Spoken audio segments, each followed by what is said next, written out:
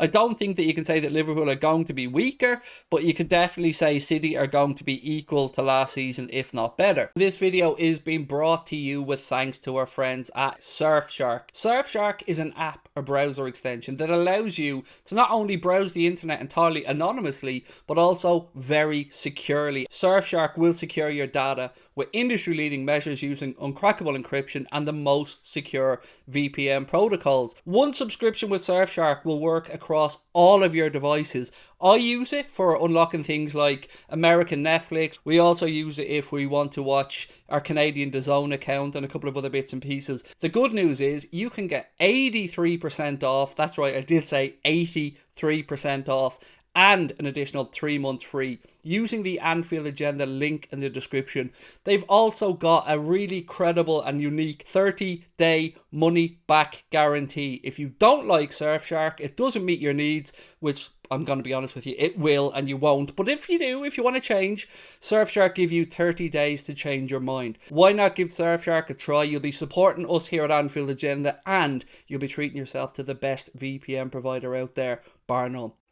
Gary Neville. Shall we speak about Mr. Neville for a minute? So Gary Neville doesn't think Liverpool have gotten any stronger with the business that they've done in the transfer window.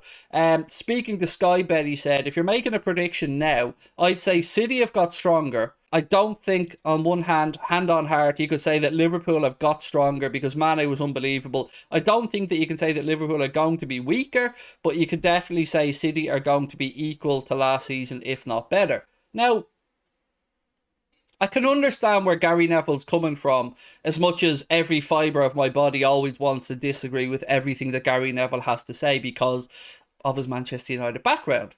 But it's a fair question. I actually sat back and thought about this, and have we gotten stronger? I think yes, but not as much as we potentially could have. So you add in Jamie Carragher to the conversation. Jamie Carragher says that he believes Liverpool could do with adding a midfielder before the transfer window shuts. And again, I agree with Jamie Carragher on that. And I think most of you guys agree with Jamie Carragher on that as well. So will we get a midfielder in before the window shuts? Genuinely, I don't know. There are still more links, and we'll come on to them later on, to Mateus Nunes. Abel Xavier has been speaking about this situation as well. So I'll get on to that. But just to come back to the Gary Neville part for a second. Have we gotten stronger? Well, we've brought in Fabio Carvalho, an excellent player for me, and a type of footballer that I think we really need. We've brought in Calvin Ramsey, who is still a mystery to all of us because we haven't had the pleasure of watching him play yet. After that, we brought in Darwin Núñez. I still think of Diaz as a summer signing because that was the plan. So when Gary Neville says we haven't gotten stronger, I don't know what way he's leaning on the Diaz thing. Is he kind of seeing that as last season's signing because it was only half a season? For me, I still think of him as a new signing, so I will include him in this guesstimation of if we've gotten stronger or weaker. But we have lost a really good footballer in Sadio Mane, and a really good guy as well. So losing Sadio will be a blow to any team. We've lost Divock Origi, whom, whilst a club legend for all the obvious reasons, wasn't really that impactful last season. We've lost Takumi Minamino, who had a huge impact, but not really in the two major competitions, but certainly in the domestic cups. So that being said, where are we? Are we weaker? Are we stronger? I think just about stronger. But I do understand where Gary Neville is coming from, and I'm not going to just take cheap shots because he's a former United player. I think, as always, people are underestimating us, and they do it every single season. Is it a shock to me that Manchester City are the favourites? No. They've gone out there, they've brought in Erling Haaland, they've brought in Julian Alvarez, who, by the way, I don't think that kid is getting enough media attention for how good I think Julian Alvarez will be. They've also brought in Calvin Phillips in midfield, and probably a couple of other signings that off the top of my head I can't think of right now. But both teams can only field 11 players, and at the end of the day, it will most likely come down to head-to-head games between the big four. So I think of the two, City have probably strengthened a bit more than we have, particularly in areas they needed to. What we've done is change up the dimension of our attack and how opposition have to think about us and what type of forwards we have. So Darwin gives us a lot of options, as Jurgen Klopp said. He can play as a straight out target man up top. He can run the channels. He can hold the ball up. He can link up with players. And he can, most importantly, occupy defenders, which should make space for Mohamed Salah, Diaz, and hopefully people breaking from midfield.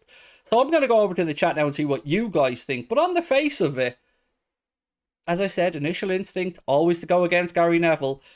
But it's okay. It's a fair summarisation for Mr. Neville, perhaps. Well, let me see what you guys think anyway.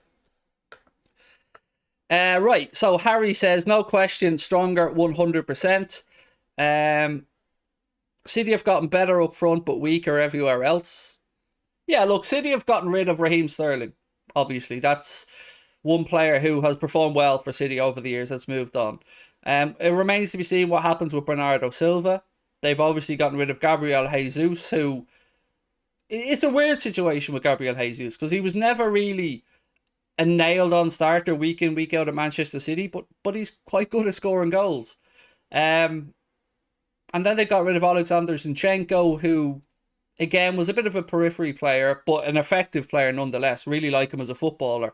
And they haven't yet brought in the left-back that they've been looking for. So, yeah, it's interesting. I mean, the headline ones are obviously Haaland and Darwin. They're the two that are written about most. But I think we've freshened up, and freshening up to me is always a sign of progression. So I'm going to go with yes, we've progressed.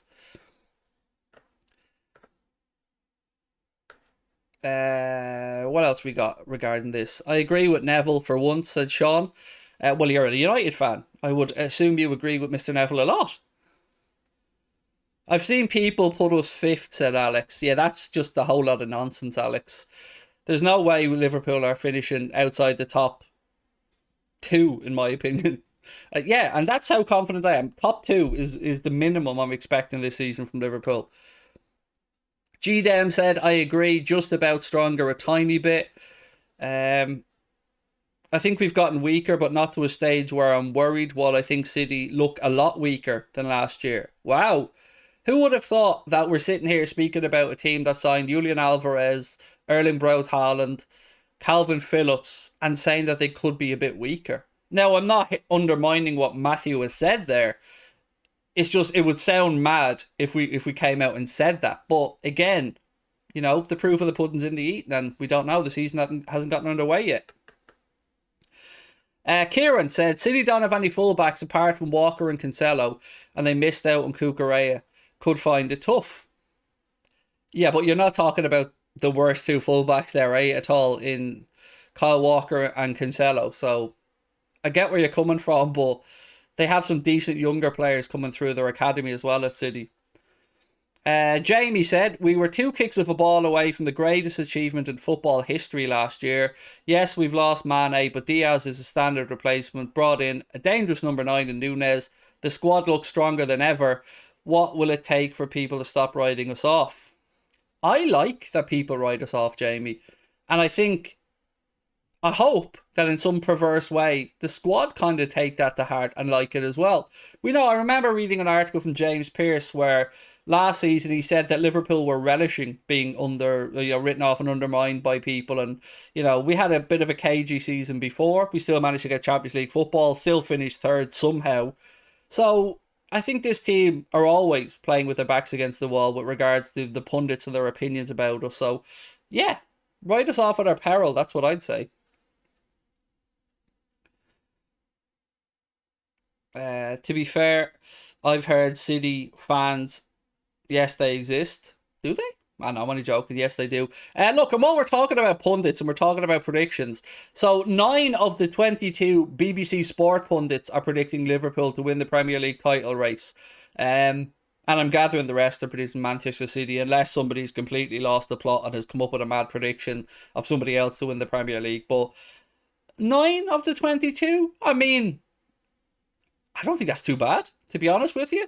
It's not quite supercomputer levels. Remember yesterday I was saying to you guys that supercomputer from Opta, I think, has Liverpool slight favourites to win the Premier League. And look, I prefer them over the BBC pundits who, if I remember last year, the BBC pundits' predictions for Liverpool were shockingly bad. Shocking.